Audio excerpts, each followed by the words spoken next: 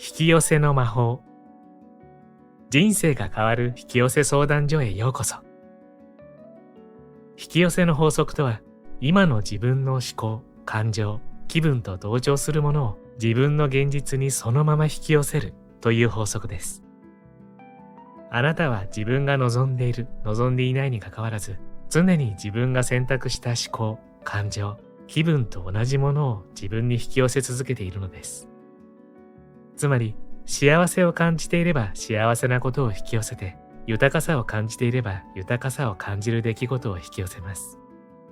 具体的にどんなことが起こるかということは、なんとなく予想できることもあれば、全く予想もつかない形で起こることもありますが、大事なことは、今自分が幸せを感じるということ。何かいいことが起きないと幸せを感じられないと思っている人も多いですが、実際は美しい景色を見たり、友達と笑い合ったり、行きたい場所に行ったり、美味しいものを食べたりするだけで幸せを感じることができますね。そんな日常の幸せを自分から積極的に感じていきましょう。発信元は常に自分。誰でも幸せになったり豊かになったりしたいと思っていますが、そのためには自分の外側の何かを得て幸せになったり豊かになったりするのではなく、まず自分の感情を幸せ感や豊かさで満たしていく必要があるのです。自分自身が発している感情を波動と呼びます。あなたが発している波動と同じ波動のものをあなたは引き寄せます。引き寄せの法則というと、現実をあっという間に変えてしまうと思っている人もいるのですが、本当の引き寄せの法則、それは小さな小さな幸せ探しの積み重ねです。そして自分自身が幸せを感じる考え方や行動を選択していくという積み重ねなのです。その小さな積み重ねが未来の大きな変化になっていきます。こんにちは。ハピケンことハッピー研究所の翔です。今回は引き寄せの魔法という本をご紹介します。自分の願いに波長を合わせると望むものを手に入れられるという引き寄せの法則。本チャンネルでもたくさんの引き寄せ関連の本をご紹介しており、ご存知の方も多いですよね。ただ、引き寄せの法則自体はなんとなくわかるんだけど、具体的な望みや悩みへの使い方がわからない方多いと思います。いつもの日常でどうやったら引き寄せの法則を上手に使っていけるのか、ちょっと気になりますよね。著者は奥平亜美さん。ご自身の生活も一変させた引き寄せの法則を伝える引き寄せの教科書が第2次引き寄せブームを巻き起こし、以来引き寄せの法則に関する様々な著書で情報発信し続けてくれている奥平さん。そんな彼女が多くの日常的な悩みを引き寄せの法則を生かしてどのように解決していくのかを教えてくれるのが本書なんです。本動画では本書のこの雰囲気をほんの少しだけご紹介したいと思いますので、ぜひ最後までご覧になってくださいね。そして今回も幸せのダイヤモンド探しがございます。このハッピーダイヤモンドを動画のどこかに5つ置いておきましたので、見つけてみてくださいね。見つけたら小さな幸せゲットですからね。それでは続きをどうぞ。ハッピー研究所では幸せになるためのいろいろなノウハウをご紹介しています。チャンネル登録して一緒にハッピーを作っていきましょう。人間関係にまつわる悩み。人間関係を改善するために大切な視点は、他人は変えられないということです。多くの人は人間関係で何か問題があるとき、あの人さえ変わってくれれば私は幸せになれるのに、と考えて悩んでしまいますが、そう思い続ける限り望まない現実が良い方向へ変わっていくことはありません。あの人を変えようとしたり他人をコントロールしたいと思ってもできません。あの人を変えたりコントロールしようとしたりする。その裏には、あの人は自分の望まない言動をするというあなたの本心の思いがあり、その思いが現実を作っているからです。ですので、その思いを変えれば現実は変わっていくのですが、あいつが悪い。だからあいつを変えたい。と考えている限り、裏にずっと、あの人がおかしい。間違っている。という固定観念を自分が持ち続けていることになるので変わらないのです。しかし、あなたがその思いを捨てて、少しずつでもその人に対する見方を変えていけば、本当にその人が変わっていきます。あなたの思いとそこから来る感情が現実を作るということを忘れないようにしましょう。他人を変えたい。その思いはいい意味で諦める必要があります。良い人間関係を築くには、あなた自身があなたの周囲にいる人の良い面を自分から見ていくということしか方法がありません。または、あなたが嫌いな人については考えるのをやめることです。あなたの頭の中に自分の嫌な人の嫌な面が居座る時間を減らせば減らすほど、あなたが嫌な人に悩まされることは減っていきます。そして自分に合わない人は自然と去っていき、喜びや楽しみを共有できる人間関係があなたの周りに自然と形成されていくでしょう。パート内で仲間外れにされています。40代でも新しい友達を作れますか？子供の小学校入学を機にパートを始めました。月数万円の収入でも金銭的には満足ですが、パート仲間と仲良くなれません。すでに人間関係ができており、私が入り込む余地がないんです。被害妄想なのかもしれませんが、私だけのけ者にされているような気が。パートの方たちとどのように接すれば良いお友達になれるのでしょうか。不安を持ったまま接すると、あなたの不安が反映されて、のけ者にされる現実を引き寄せます。私だけのけ者にされているような気がするということですが、気がするというレベルは明らかな嫌がらせを受けているわけではないのではないでしょうか。あなたが意識を向けたものが現実に現れてくるので、あなたが気にすれば気にするほど仲間外れにされているような現実が濃くなっていってしまうでしょう。回避するにはそれ以外のことに意識を向けていくしかありません。パートを始めたばかりなら仕事に対する目新しさを楽しんでみましょう。軽やかな波動を出していたら必ずその波動に見合った人を引き寄せます。今のパートの人たちと必ず仲良くなれるとは限りませんが、パートの新人さんと仲良くなる。上司が変わって職場の雰囲気がガラリと変わる。もしくは想像もつかないようなことが起こって職場が楽しくなる可能性があります。今後どうなるかを考える必要はないのです。パートの方たちとどう接すれば良いお友達になれるのでしょうか。のけ者にされているのではないかという不安を持ったまま接しても、あなたの不安が反映されてますますのけ者にされたと思えてしまうような現実を引き寄せてしまいます。おそらくあなたがまだ新しく入ったばかりで、みんなあなたのことをまだよく知らないから、あなたと話す機会が他の人より少ないだけだと思うのです。あまり知らない人とはどんな話題を選んでよいかわからないものです。そのように自分の考え方を少しずつ変えていくと、あなたがまとっている不安の波動は減少していきます。すると、パート仲間から自然と声をかけられるようになったり、共通の話題が浮かんで盛り上がったりします。どう接するべきかを考える前に、少しでも自分の不安が減って気が楽になるためには、この状況をどう考えたらいいのかを考えていきましょう。あなたの波動が改善されていくと、適切な行動が取れるようになったり、パート仲間から声をかけてくれたりします。また、人間関係以外であなたが職場で好きなところはどこかありますか？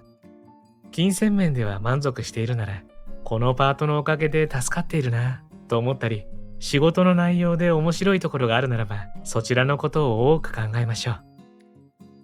自分にとっていいことを考えている割合が、自分にとって良くないことを考えている割合を上回ってくると、だんだん現実が動き始めます。人間関係にももちろんいい変化が起きてきます。引き寄せの魔法の一言、軽やか波動を出そう。その波動に見合った人が引き寄せられてきます。心と体にまつわる悩み。肉体を持っている以上、多かれ少なかれ健康にまつわる悩みは誰でも持っているものですね。心と体は密接につながっています。私はほとんどの病気は心の不調から来ると思っています。自分が自分でいられなくなったり、不安やストレスを過度に感じている時間が長くなると、それが病気として現れます。私自身の話になりますが、会社員時代に顔面神経麻痺という病気にかかりました。今考えればわかりますが、その頃私は妊娠しており、仕事と子供を産むという事実の間で心理的に相当の無理をしていたのです。そしてその後遺症が残り、顔の半分が普通には動かない状態になっており、この後遺症は治ることはないと医者からは言われていました。しかしその後、引き寄せの法則に出会い、できる範囲で自分をいい気分にすること、そして自分のやりたいことを本当にやり始め、本当の自分を表現し始めたとき、一つの奇跡が訪れました。一生元に戻ることのないと言われた後遺症が少しずつ回復し始めたのです。やりたくないことを無理にやってストレスを感じた状態を長く続けていると、心身に異常が出てくる。ですが、自分の本当にやりたいことをやり始めると、それが正常な状態に戻っていきます。病気でさえも治ることがあるのです。私は身をもってその事実を知ることになったのでした。もちろん、体調が悪い時に自分の思考を良くするのは難しいものですので、無理にポジティブに考える必要はありません。確かにいい気分でいても、病気であることには変わりはないし、今すぐ病気が良くなるわけではありません。それでもやはり、できる範囲で気分を良くすることや、小さなことでもやりたいことをして楽しむこと、いい思考にすることは今すぐ始められます。そのようにして体の健康も良い状態に持ってくることができるのです。老後の暮らしを考えると不安でなりません。明るい未来を想像できる方法を教えてください。将来が不安でなりません。住宅ローンは残り20年。これから息子の大学受験で大きな出費を控え、老後の年金は減る一方。この頃腰痛や肩こりと体の不調も多くなり、さらに親の介護までしなければならなくなると思うと、明るい未来が想像できません。マイナス思考になりがちな私を変える方法を知りたいです。将来のことを考えても意味はありません。自分の意識を今に向けてみてください。明るい未来を築くぞと希望を持って考えるのであればいいのですが、不安になってしまうのであれば、一旦将来のことを考えるのはやめにしましょう。未来のことを考えて今不安になっていると、それは常に不安を引き寄せ続けてしまうからです。例えば20年前、携帯電話さえもほとんど普及していなかった頃にスマホなんて想像できたでしょうか。もっと前、自分が生まれた頃と現在を比べてみて、ある意味世界は全く違うものではないでしょうか。私たちの想像を超えて変化していますよね。結局未来は想像を超えているのだから、今将来のことを考えてもあまり意味はないと思えるでしょう。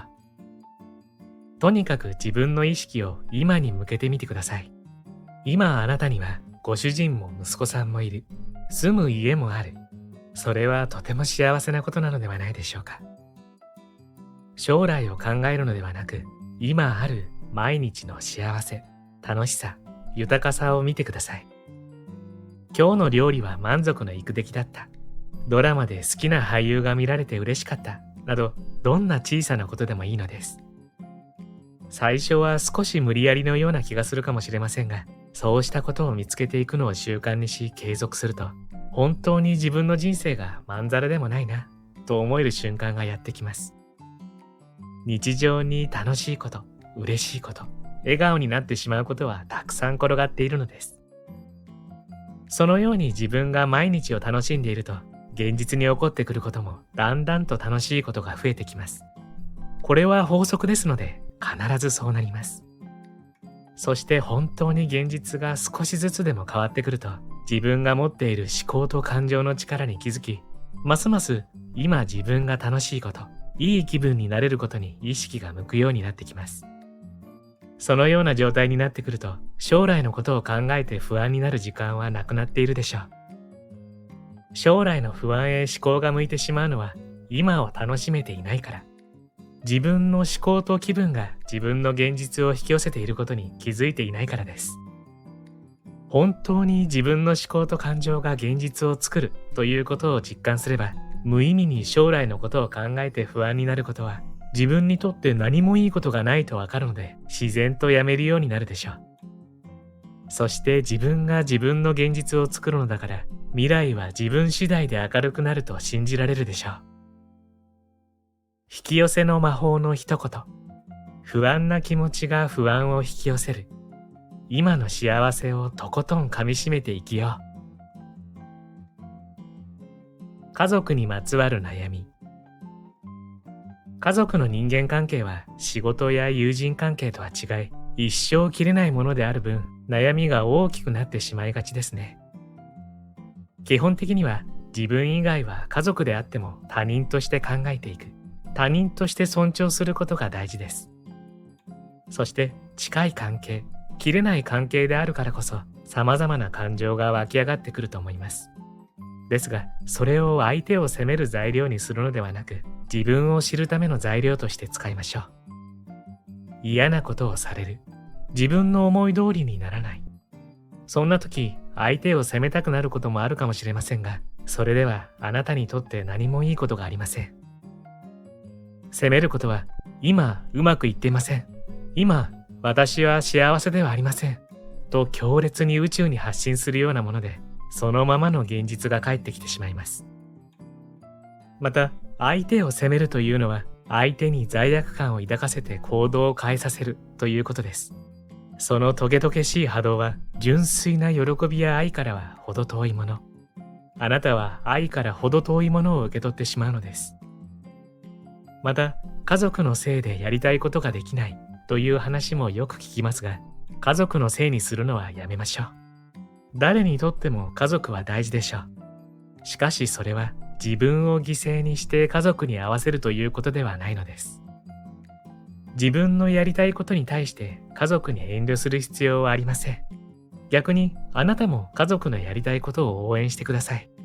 あなたが本当にやりたいことはやりたいと一歩踏み出せば、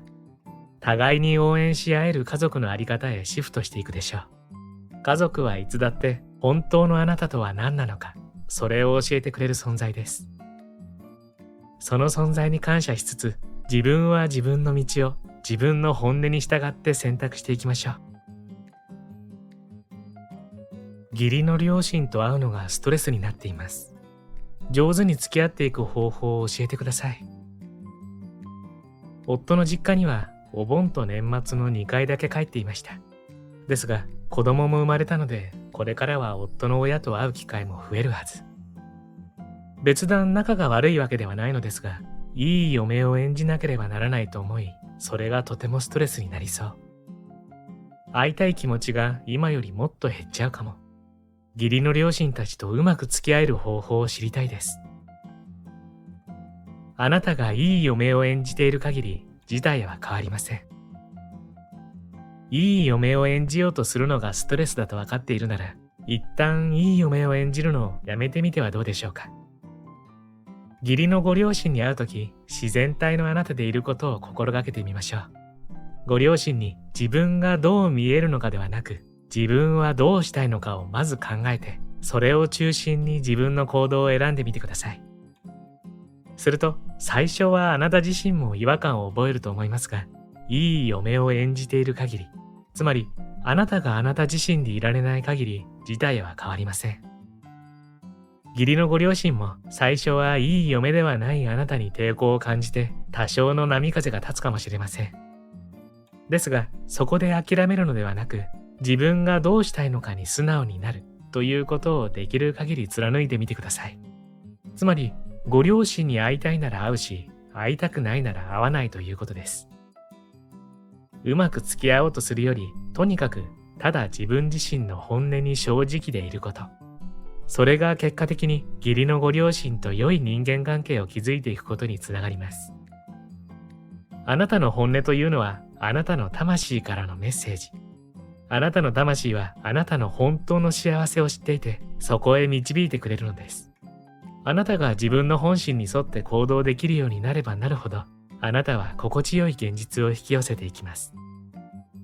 いい嫁でいなければ関係が悪くなると思うかもしれませんが、それは思い込みです。必ずしも義理のご両親があなたの本音を全面的に受け入れてくれるとは限りません。ですが、受け入れてくれて義理の両親と会ってもストレスを感じなくなる。もしくは受け入れてはくれないものの、お互いが程よい距離が保てるようになってストレスが減っていくのどちらかなのです。今は義理のご両親と会うことイコールストレスと自動的に公式があなたの頭の中に出来上がってしまっているかもしれませんが、あなたがストレスだと思うから現実化してストレスを感じるのです。会うことイコール自分の本心を知るチャンスと捉えてみてください。また、子供の面倒を見てもらえるいい機会と捉えてもいいです。あなたの夫を育ててくれた人を知る機会と考えることもできます。何でもいいですので、会うことイコールストレスという固定観念を少しずつでも薄めていきましょう。あなたの頭の中身が変わってくると、それに伴って現実にも変化が起きてきます。引き寄せの魔法の一言。いい嫁を演じる必要なし。まずは、会うイコールストレスという固定観念を捨てることからです。今回もプロローグ程度のご紹介でしたが、本書の雰囲気伝わりましたでしょうか？引き寄せの法則の概念や取り組み方を教えてくれる本はたくさんあるのですが、日常的で具体的な悩みを引き寄せの法則文脈でアドバイスする本ってあまりないんですよね。その点本書は週刊女性で毎週連載されていた奥平亜美の人生が変わる引き寄せ相談所を一冊にまとめた本なのですが、相談内容がめちゃめちゃリアルなんですよね。元彼との不倫、ご近所さんの騒音、義母の介護、みそじでニートの息子、パチンコ浪費、シルバー婚活、遺産相続の揉め事。それぞれの悩みがかなりリアルで、それらの悩みを奥平さんが引き寄せ文脈でどう答えていくのかがめちゃめちゃ面白いんです。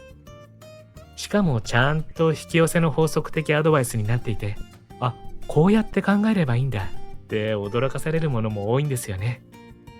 今までこれで合ってるのかななんて思いながら引き寄せをやってきた方は、一度本書で正しい考え方を学んでみると、自信を持って引き寄せをやっていけると思いますよ。そんな本書は現在 Amazon の読み放題サービス Kindle Unlimited に登録されておりますので、会員の方は無料で読めるんです。引き寄せの法則が好きな方はもちろんですが、読み物としてもかなり面白い一冊。興味のある方はぜひ読んでみてはいかがでしょうか。そうそう、皆さん、冒頭にお伝えしたハッピーダイヤモンド見つかりました？ダイヤモンドの数は全部で5つでしたよ。どうです？見つかりましたか？見つけた時の小さな喜びも立派な幸せ。見つけたあなたは幸せを一つ積み重ねてハッピー度が上がってますからね。最後までご視聴ありがとうございました。これからも皆様の幸せづくりに役立つ情報をまとめていきたいと思いますので、チャンネル登録や高評価をしていただけるととっても嬉しいです。また次回の動画でお会いしましょう。皆様に幸せが届きますように。